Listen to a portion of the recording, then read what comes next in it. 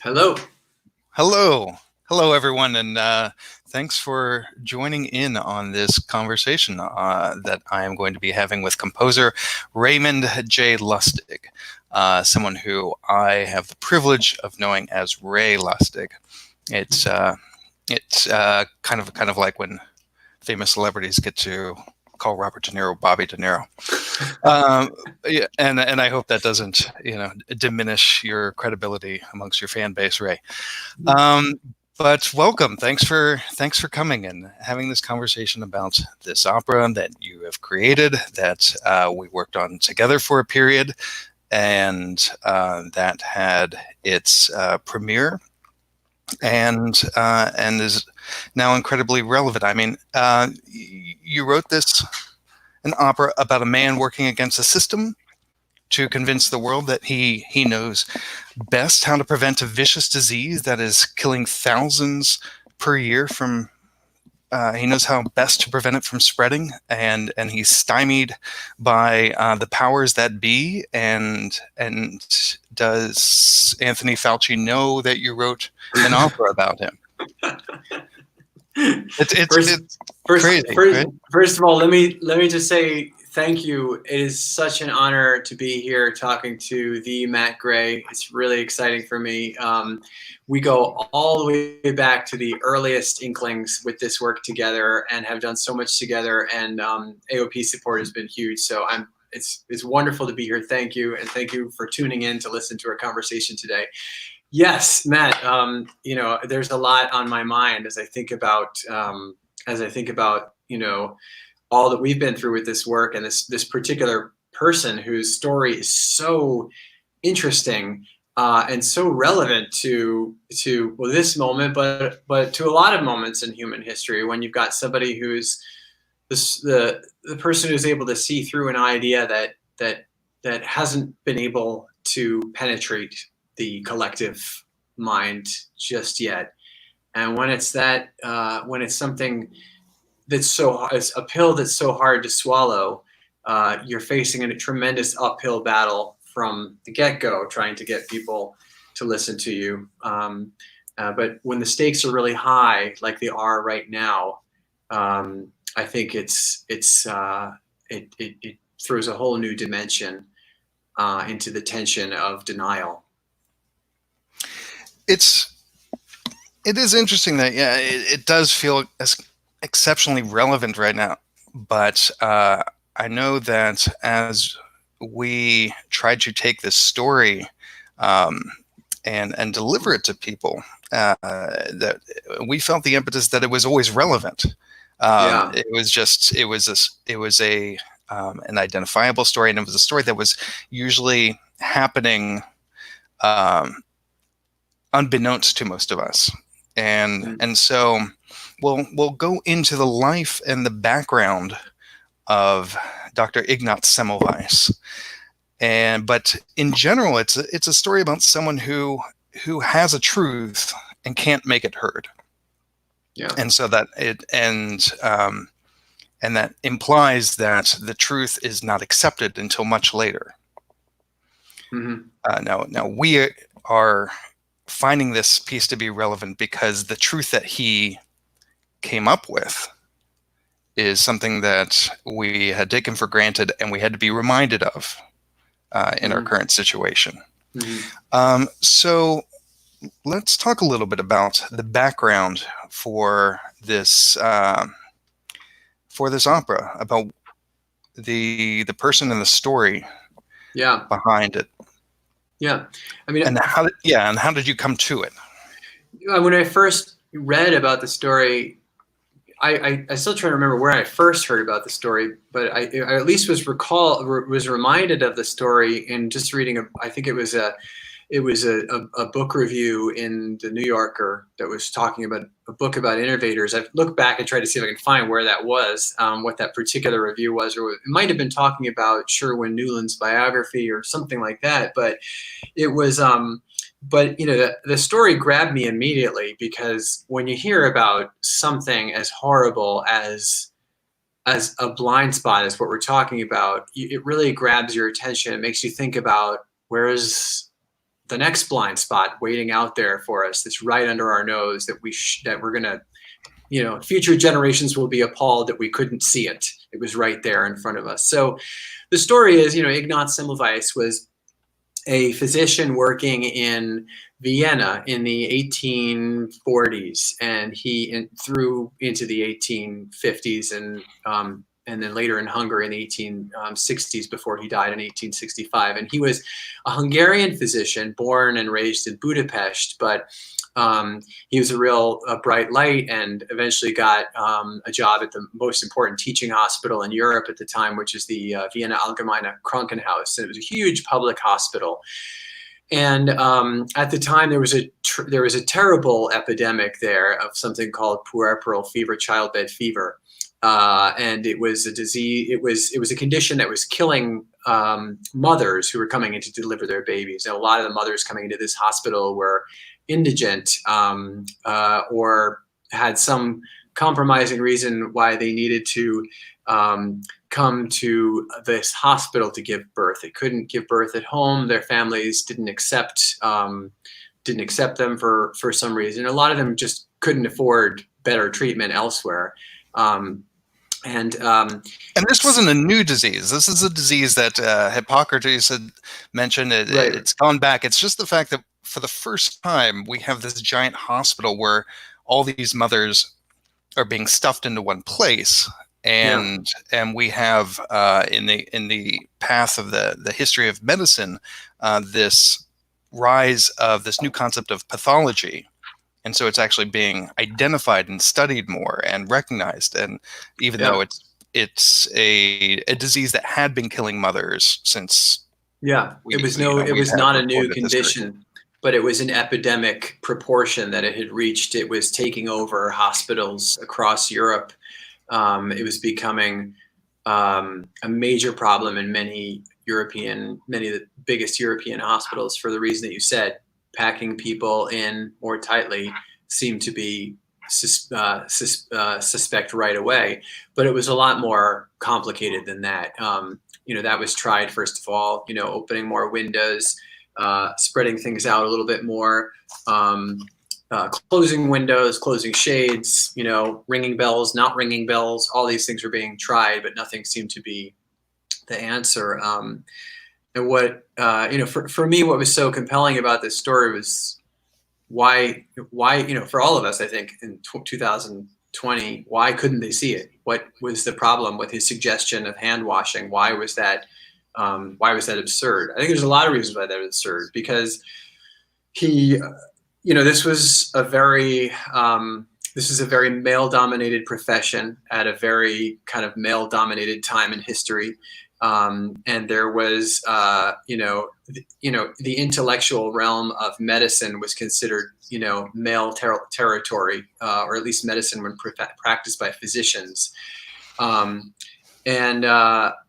Semmelweis was for one reason or another, had a certain capacity to remove himself from that kind of shell of thinking and look around and see what was going on. And he looked right next door to his medical ward, the obstetrics ward, at midwives next door who were delivering babies. There was a midwives ward right next door, and they alternated. You just got sent to whichever one, was for your day. It was like if they came in and they had an existing disease or an ailment or something that put them in needing regular or more attention, then they got moved to what was called the doctor's ward. And all quote unquote regular births or pregnancies it was just what day they arrived. It was the day of the week, right? So half of the hospital is split into men, and the other half is split into male patients and female patients. And so in this female patient's side of it, then you have it split again between in the obstetrics ward. Yeah, that you could be seen by a team of physicians, or you could be seen by a team of midwives who were all women. So it was, your doctor, your medical care was either entirely male or entirely female. And the patriarchal irony here is that obviously women have been midwives since For before eons. recorded history. Right. And it's only just now that obstetrics comes in as a new branch of medicine. Right. And of course, as Practiced soon as by it's men. right, and as soon as it's decided that this is going to be a branch of medicine, then men push the women aside, don't Right. really pay attention to all the years of knowledge that is being passed down, and say, "All right, we got this from here." Right. Right. There's this incredible arrogance of new discovery. That's once you've scientificized something, once you've made it, once you've tried to turn something into an empirical science, it gives you this great jolt of control, this great sense of, now we've got this, right? We understand this now. The way it's been done all along, we can now look at that more carefully and, put numbers and descriptions and names on things and decide which to take and which to leave of what was done in the past. Because a lot of what was done in the past was just voodoo. It's just weird practices that were handed down. We have no idea whether it has any positive or negative bearing on the whole situation. Now that we're empirical, we can know that. And I think there was, a lot of early technologies are often, where God knows what we're facing today in our internet technology that will someday just be appalled at. But early technologies often have such an exuberance, such a sense of confidence and arrogance, really. So when the doctors, when Semmelweis had the gall to look at the midwives and notice that their death rate was a little bit lower than the death rate in his doctor's ward, that alone was, absurd. That alone, that can't be true. There must be something wrong with that.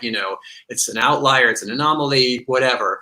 But to even look there was crazy, I think, at the time. It was not only was there sexism playing into it, elitism playing into it, but there was also it was popping the bubble of the exuberance of the thrill of empirical science now having control. So it was telling us we have less control than we think. And that's distressing, especially for really, really smart people who spent their lives trying to gain control. So when Semmelweis looks next door and saw that the ward had a lower death rate than his, he said, "We're going to do everything they do." Oh, and that was, when you tell a bunch of, arrogant male doctors who have had the most elite training all their lives, that they now need to look to the practices, the unspecified, unscientific practices of an ancient profession, let alone that it was practiced by women in a very sexist time. It was just beyond the pale. And so he was not met with really much of any cooperation when he proposed that doctors start acting more like midwives. Yeah, to try to replicate whatever the midwives were doing, as a scientific experiment, to see if his numbers would go down, and then try to figure out what was it in this replication could lead to the mystery of what was causing this disease. Right. And so talk about a little bit more about what is this disease, and what is puerperal fever? What did they think it was? And what were the symptoms? Yeah, puerperal fever it was characterized by organ failures, by certain types of inflammation around the body. We actually have a song that has a number of the conditions in it that are a part of that: phlebitis, peritonitis, lymphangitis, pyemia. These conditions that happen in the body, they were noticing, very similar conditions in all of the women that they were autopsying, and it was over the course of about 5 days from the first sign of illness. About 5 days later, people, the women would be gone. Often, it had a pretty bad survival rate once you got sick, unfortunately. And the symptoms were actually all over the place. So there would be all over the there would be body. the obvious things like, or the expected things like inflammation of the uterus, but then there would also be suppression of lacteal secretion in the breasts, and other things, of fevers, and in different parts of the body, and so they were even confused about whether this is one disease, this is a bunch of disease with a cluster of symptoms. Right. And it was just really such a mystery, to the point where people had begun to just accept it, right? Right. As this is what's going to happen. Yeah, it's interesting, right? And that's so much where we are right now in our history. Like, what is this virus doing? How is it? So it's very, I don't know, it's very strange to have spent this much time thinking about others in a time long ago and far away, and suddenly find ourselves in this situation right now where we don't know whether to get a test, which test to get, whether it's worth it, what it's going to show us, whether it'll give us false hope, whether it'll give us valuable information or not. Because there's so much that's so unknown about it. What parts of the body it's acting in. Were we right that it doesn't affect children, or will that turn out later to be something we regretted thinking for a while? Mm-hmm. All these things, so many things. So that was where they were back then. And so Semmelweis replicates this as best he can. And it's not his obstetrics ward. He has a boss. He's an assistant to the boss. Right. So he's doing what he can, and he is facing some pushback from his boss, Johannes Klein. Yeah. But even though he tries to change it, nothing really seems to bring down the numbers.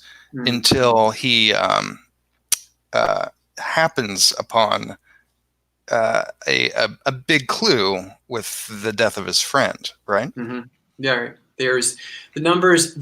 I mean, a big problem was that Semmelweis had a lot of trouble getting compliance on his hand washing protocol. That was, the first thing one of the first things he jumped on when he noticed that the midwives had these ritualistic washing practices. They were very, very cleanly, and the doctors sort of thought that was just, I don't know what that is. It's just, people cleaning, that didn't have any bearing on science at all. So they just dismissed the cleaning. As a matter of fact, they had pride in the filth of their hands as a sort of badge of the honor of how much they cared, how hard they worked, Yeah, if your smock was covered in blood, that showed that you were an active working doctor. If it was clean, you must be a pretty bad doctor, because nobody.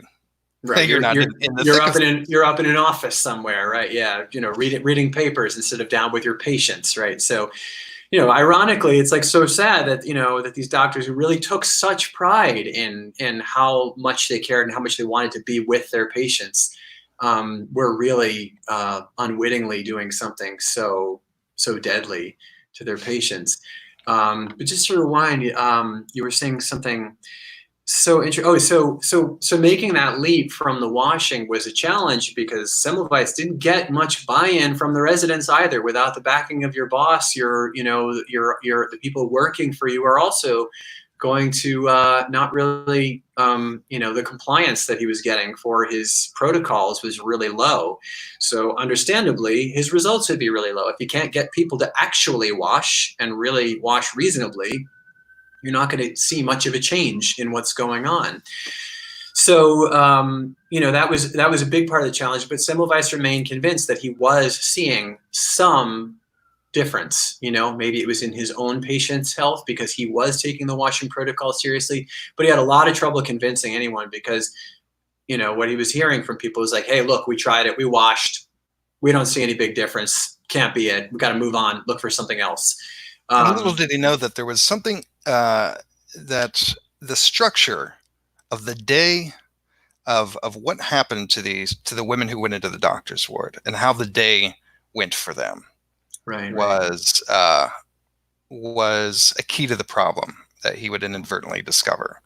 So someone would come in, and they would, because this is a teaching hospital, each woman would be examined by 30 different doctors, 30 different students, right? So you had your chief obstetrician, you had Semmelweis as the assistant, Mm. And then there were all the teaching students, and each one of them got to examine Yeah. the women's and go down the line, boom, boom, boom, Right, boom, right. boom, and examine everyone. You can 30 men. imagine how traumatizing that alone would be, even if they did have clean hands, and were very careful. But I'm sure in the busyness of the time, both of those things were very compromised.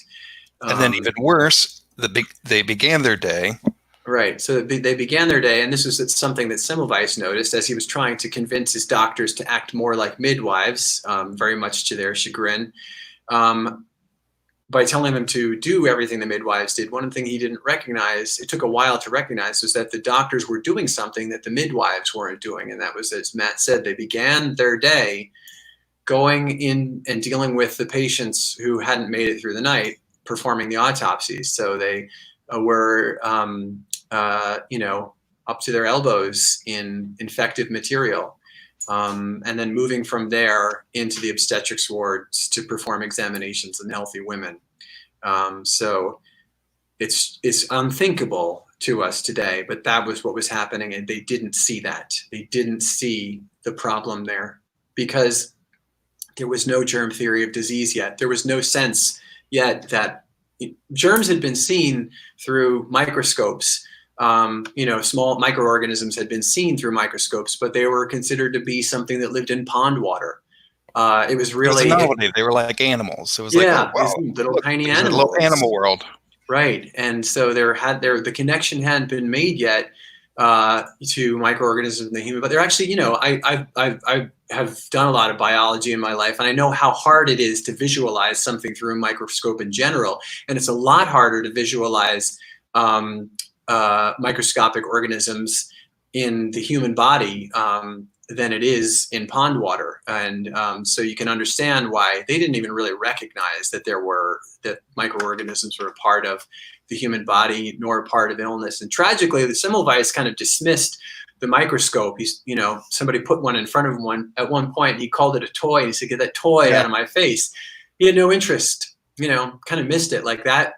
He might have how seen close something. He came. Yeah. He might have seen something. He might have had his mechanism to tell people, listen, there really is something on your hands. And that thing it's not poison. It's an organism. And the organism can replicate and make lots of copies of itself over 5 days. And that can be what can kill you. But nobody could see that. There was every other theory under the sun. So Semmelweis hypothesized something called death particles that were moving on the hands of the doctors who were performing. And we figured this out because Right. the autopsies that were happening in the dead house were led by a friend of his and one of the major teachers there, pathologist and instructors, Dr. Jakob Kolechka. Right. Who suddenly died. Yeah, Semmelweis was actually away at the time because he was starting to get quite agitated about the lack of cooperation that he was getting. He was sent on a leave of absence to Venice, of all places, to try to chill out, appreciate the art, get back in touch with, a broader sense of humanity, and come back a little more level-headed and able to collaborate with the people that he was working with. But while he was there, he received notice that his friend, who kind of supported his work, Jakob Kolechka, had died very suddenly.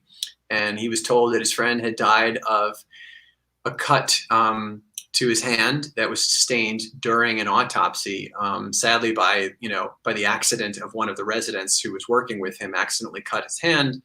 And within 5 days, he was dead. And he noticed in the death report or however it is,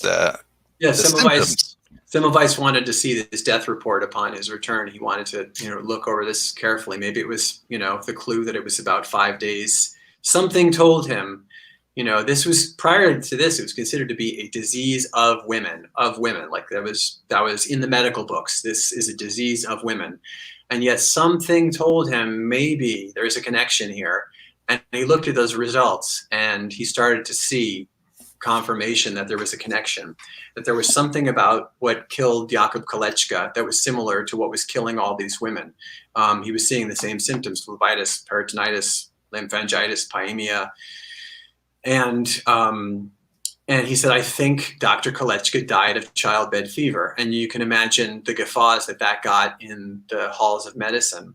Um, and so the so he but he stuck with that, and that was what kind of led him to think that something from the autopsy had gotten into Dr. Kolechka's hand. And his hands, they were used to filthy hands. How could that be a problem? They referred to it as blood poisoning, but he said, but how can it be blood poisoning? There's something worse than there. What got into his body and took over his whole body?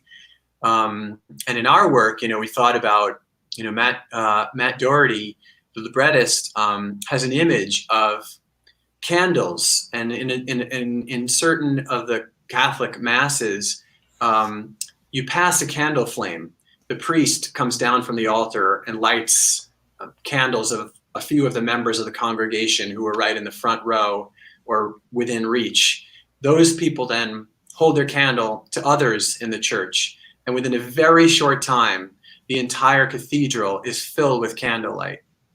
And I thought that image is really good. I don't know that, that came out of Matt's mind, that notion that perhaps Semmelweis was at a mass in Venice, in a cathedral, and thinking about that spread, that exponential spread of candlelight, something that can, and maybe some little light bulb went off in his head. We're dealing with an organism here. We're dealing with something that can multiply, and multiply very, very quickly. And therefore, that's what could have happened to Dr. Kolechka, and that's why it's not a women's disease. We're thinking about this all completely wrong. So the one thing is that the midwives don't perform autopsies. The midwives weren't performing autopsies, and now no obstetrician would ever perform an autopsy. I think. Well, he still couldn't explain it. He thought it was something, and he created this thing called death particles, but there was no time to experiment. Right. Or he was very stubborn about doing experiments and going through this process. Because first, that there were two things. Is one, he figured out this solution, which is like a literal solution of chloride of lime and of how to, again, this is before Lister, this is before the idea of disinfectants, but he came up with this, this process of cleaning not only from the midwives but also from the prostitutes, correct? Right.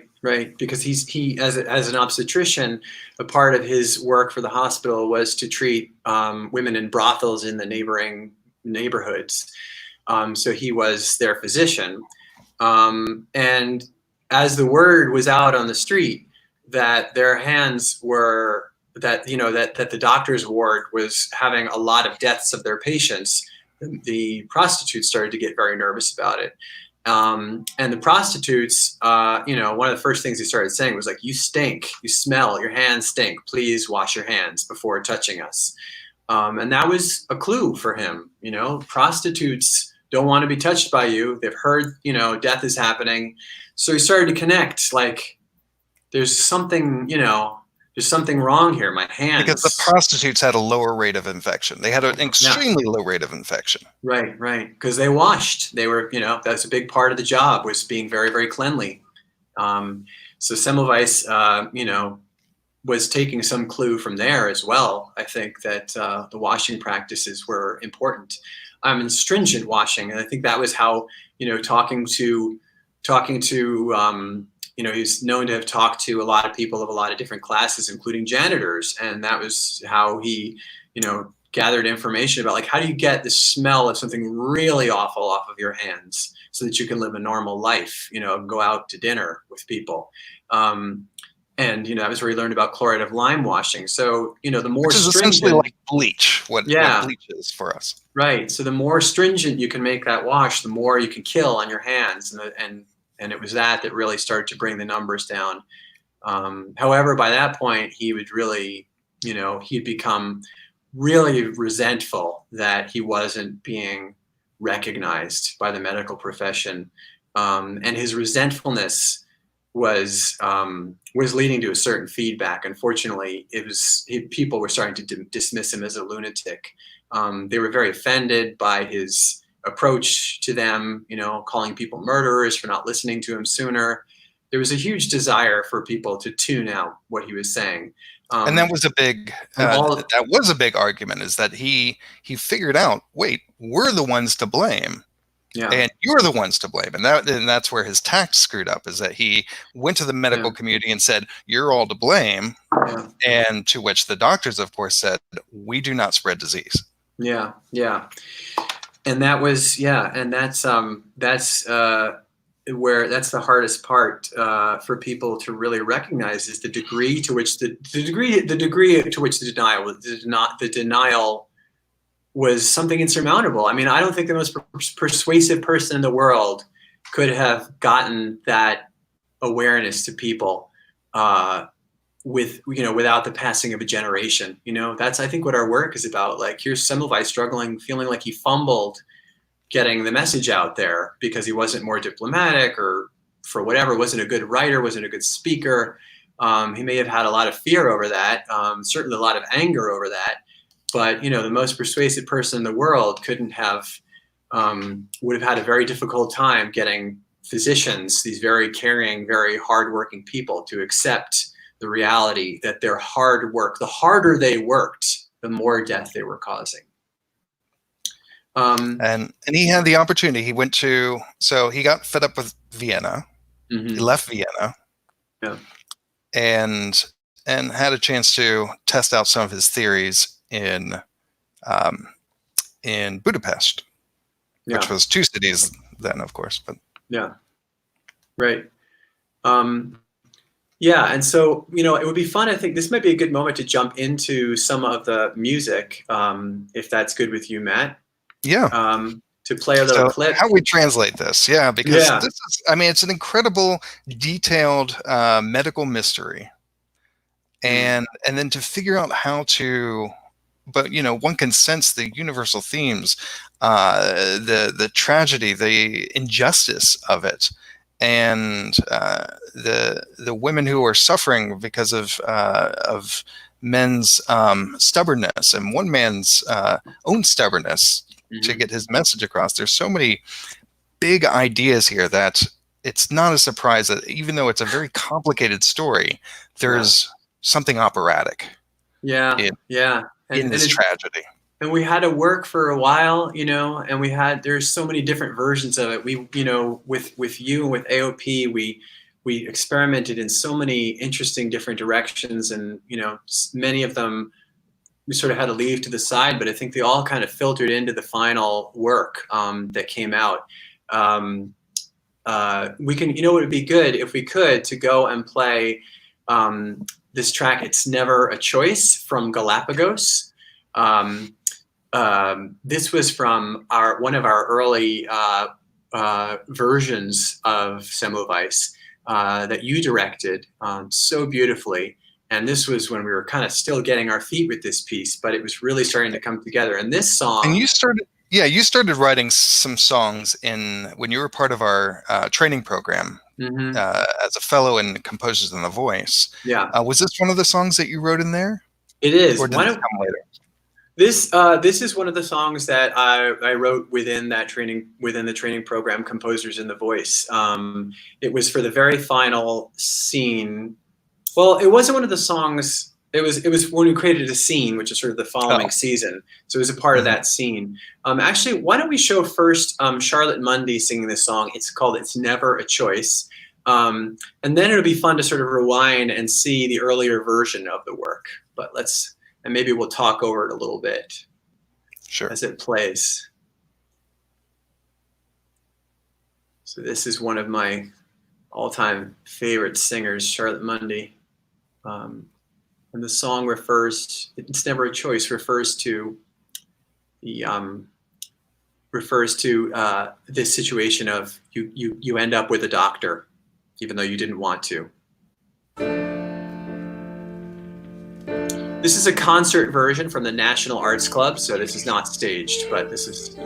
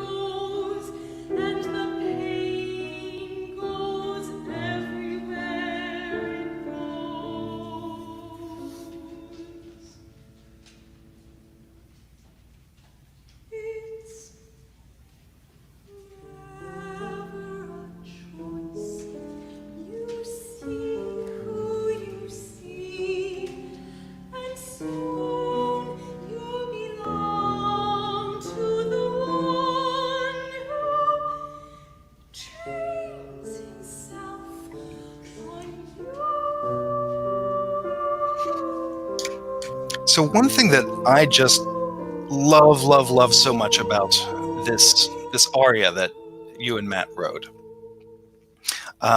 is, if we can, just pause for 1 second, is the way that you have two stories happening in the same time in the lyrics.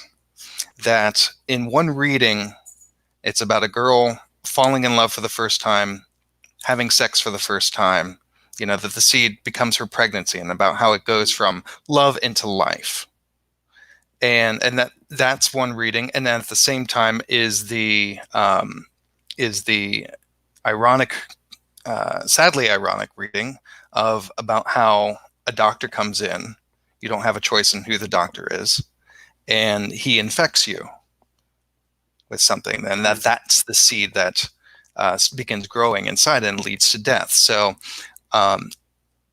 it's a very simple piece, but it has one reading that goes from love into the creation of life, and the other from that same point of the creation of life and fear into death. Right. Which, and you don't know, they're very, very hard to distinguish. I think that's what is really powerful. Does that burning sensation she's feeling, what is that? Is that the miracle of all miracles burning sensation, or is this the beginning of the end for her? So I think Doherty really empathized with what it must have felt like to be lying in that bed. And to crystallize so much emotion that any new mother is going through. Yeah. If you play just a little bit more of this song, I think this next verse of the song, I think, gets to that tension right now. Is it possible, Aled? Is it possible to cue up from where it was, or it was around midway?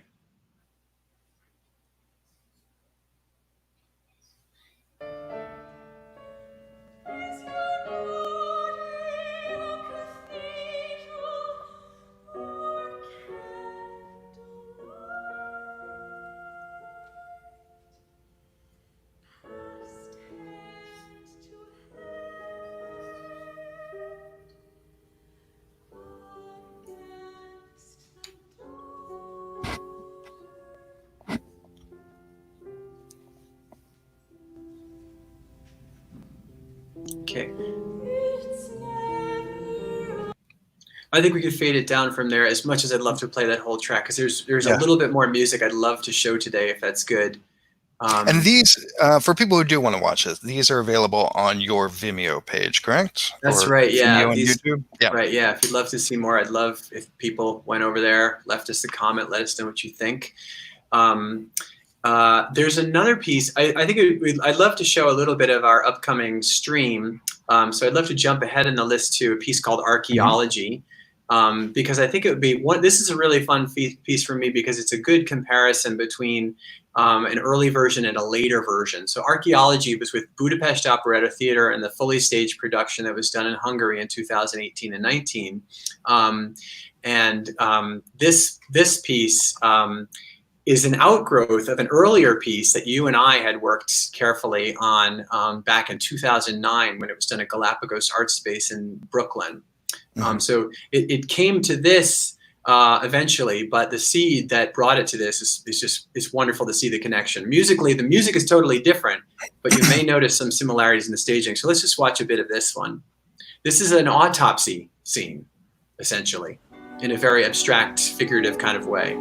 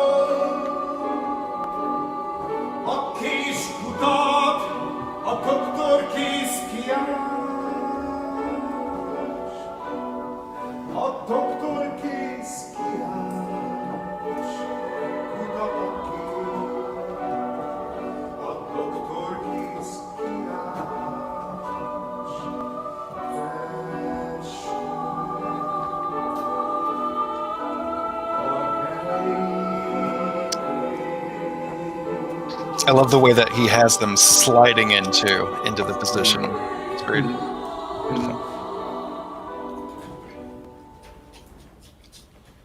And it was just director Martin Boris's choice to have this filthy cloth laid over them with these the imprint of every filthy hand that has touched their bodies along their awful path. Yeah, it's a great touch. And that's that music is one of the more recent compositions for the opera.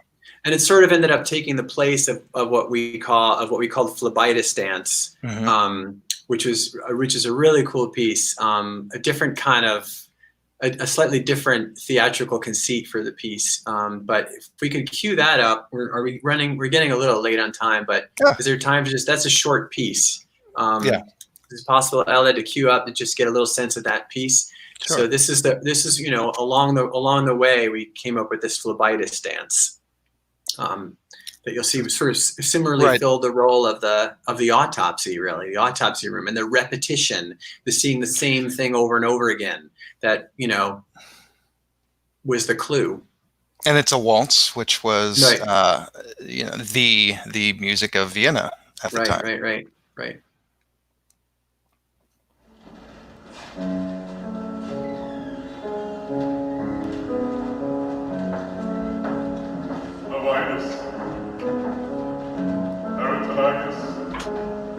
Infantitis, anemia,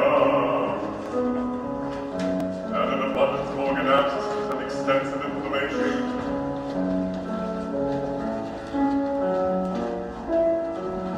Phlebitis, peritonitis, lymphangitis, anemia,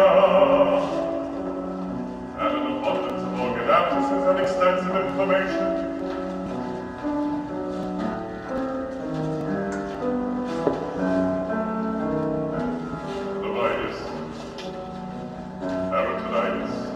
And that is certainly the most beautiful that those words have ever been. I absolutely love this conceit that you came up with, that as they're waltzing and changing partners, changing partners between the two, just the dream, it's like a nightmare fantasy in the morgue in the middle of the night. And that's Matt Curran, who's a fantastic bass that we work with. It's so good to see Matt again and hear his beautiful work. Semmelweis, and Patrick Porter in the back as Kolechka. Yeah, right. And Jessica Savage and Dina Rose Gray. Beautiful. Beautiful. It's so great to see that again. And that was the idea of where we were, we knew there needed to be something that reflected that autopsy. And I still love that piece. So that video is so neat. I'm so glad that we got to watch that today. Yeah, it was such a surprise when getting to watch the world premiere and discover what you had to cut. Some of the stuff that was from the very beginning of some of the first music you ever wrote for it. And this is not the first time. I would say in several AOP developed works, we have seen often the first song is often the last one to get cut. It's usually the one that's the most pure to the author's, the composer's original vision and sound, and so much develops out of that. But then by the time the piece comes together, they discover it doesn't organically fit anymore. Yeah. And that may have been the case with Child of Nine, which was the first song that I remember you writing. Right. You want to play a clip of that a little bit? Should we bleed over a little toward the 2:00 hour with a little clip of the Joseph Keckler track singing A Child of Nine? It was really... Right. So this is a workshop we did at the New York Academy of Medicine, and this was in 2012, and they hosted us. And this is Joseph Keckler now in the role of Semmelweis. And a clip of this, a part of this music accent ended up in another song that did stay in. So part of the music. So it has a very strong musical relationship in the overall this would work be, of the song itself. This is still Galapagos. So we're looking for the Child New York Academy of Medicine. Joseph Keckler. Sorry. Yeah.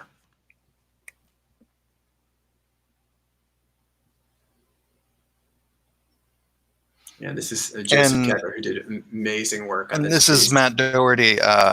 This piece is about where the origins of Semmelweis's desire to be a doctor came from. This was Right, and also the origins of his sense of of his healer's hands being something kind of special, but also the inkling that there might be something naive about that notion that these hands can do no harm. These hands are instruments of good only. You are one.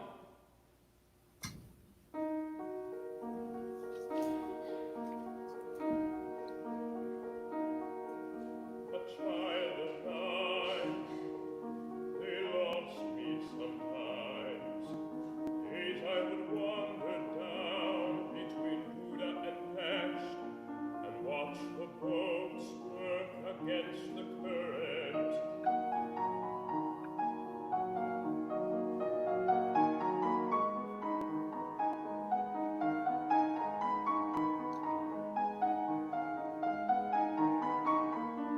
A very hurt dog crawled up out of the river, dying in misery, and I couldn't help it. I held my weight against the shaking dog, built my fist around a cobblestone, but could not bring it down against the stone.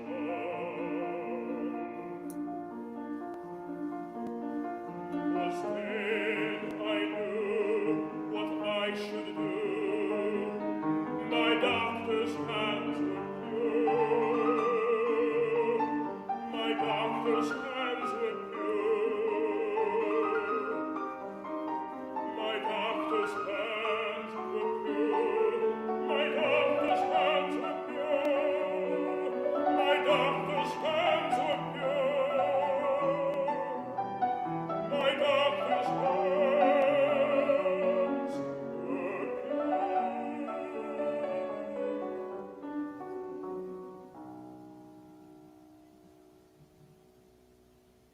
And that was the first song, Mhm. right? That was the first Mhm. song you wrote for That was Semmelweis. the very first song, indeed. Right. It was Charity Wicks on piano, and was she also the pianist during Composers in the Voice for you? Or She it was Kelly? Kelly Horsted during Composers of the Voice, Mhm. and then it was Charity after that.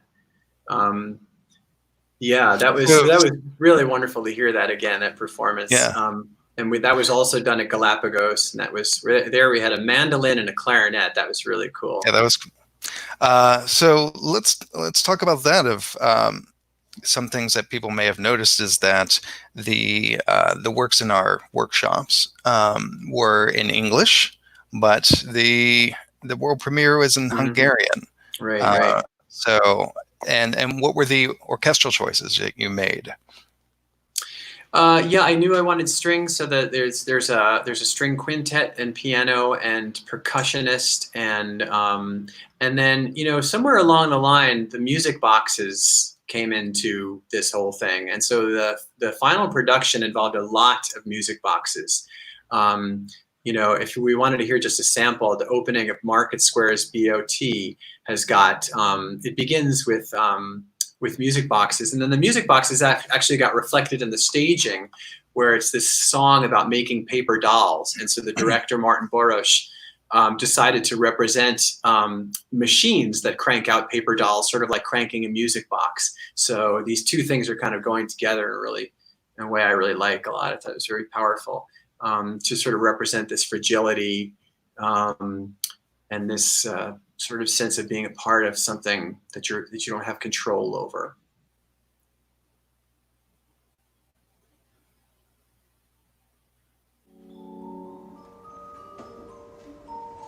So this song just has one music box in it, but there's other songs that have, over a dozen music boxes from all different parts of the stage and off stage. And I know you actually design and create music boxes. Did Yes. you do these for the show? I did them for the reading, but I was super happy that that on the Hungarian end they made them so I didn't have to bring over crates and crates of music boxes. They made them on their end. I helped a little bit, but.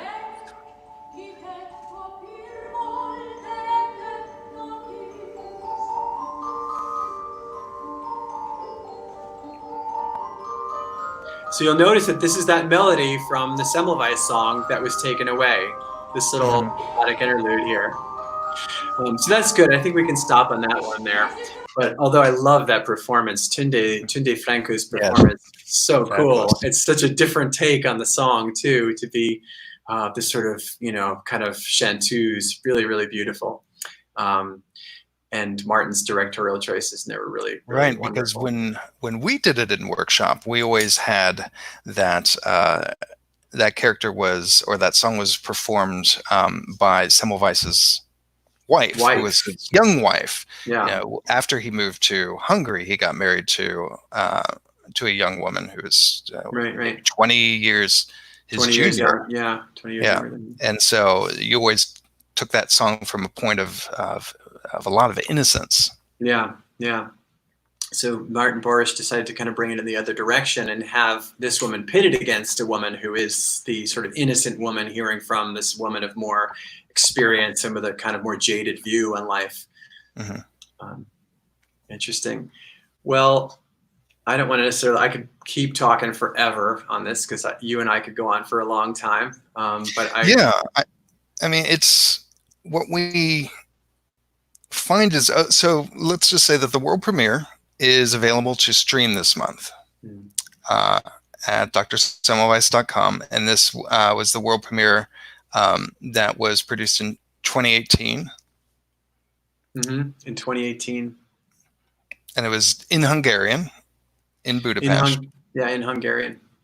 By the Budapest Operetta Theater? Budapest Operetta Theater in a co-production with the Bartók Plus Opera Festival and with special guests, the Bela Bartók Women's Chamber Chorus of Szolnok, who comprises most of the cast. The cast is entirely women except for Semmelweis himself, which was something that we arrived at, I think, that we removed.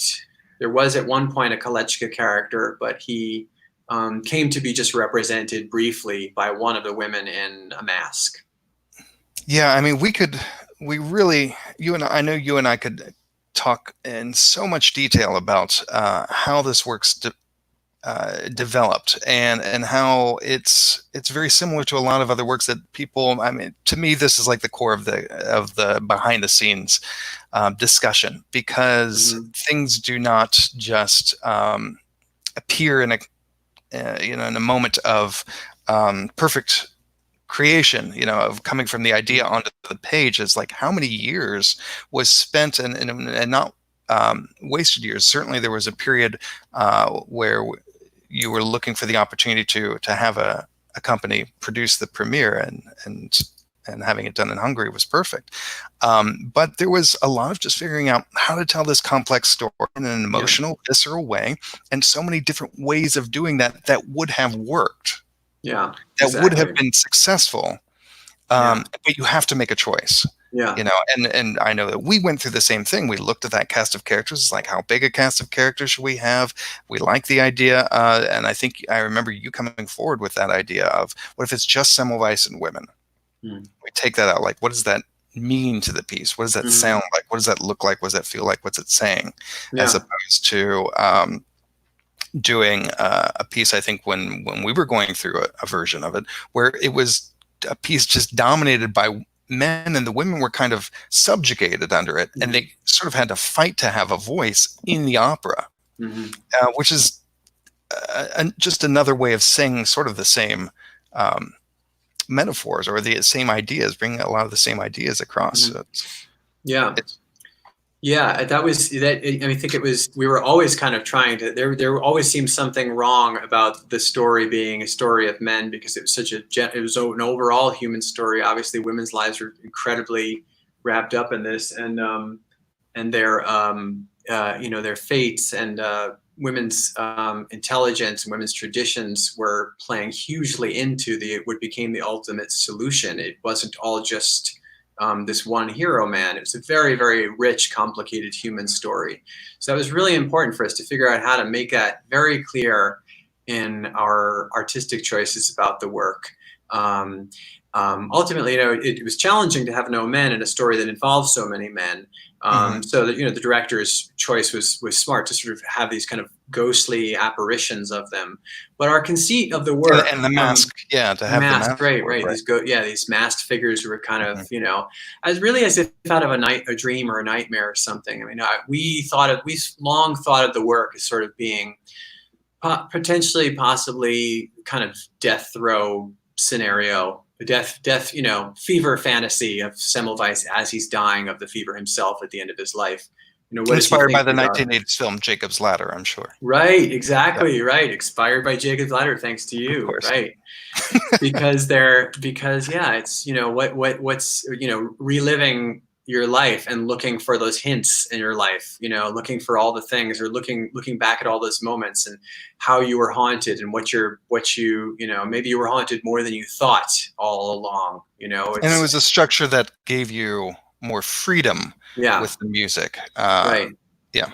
The music didn't have to be telling the story anymore. It was a bit of a fever dream. And so it could be a lot more abstractly expressive, which is what we really were after. So I think you'll see in the work, it's not laying out a story for you. There's no dialogue whatsoever in the work in terms of recitative or spoken dialogue. There's no people talking to people. It's entirely abstract. It's all. We haven't mentioned what happened to Dr. Semmelweis, but we'll leave that as a surprise to people, other than it didn't end well. Right. Yeah. For him. And it would only be, I think, like maybe 12 years after his death that Pasteur went up in front of medical colleagues with microbial images I guess they didn't have images. He drew it on a chalkboard of the microbes from the puerperal fever, the same thing that Semmelweis was looking for, and he was believed. He had the evidence to prove it. 12 years after his death, Semmelweis would be vindicated. Yeah, and 12 years. It's funny. This is 12 years from the time we started the project. Actually, we started it in the 2007-8. And now you're vindicated. right. Interesting.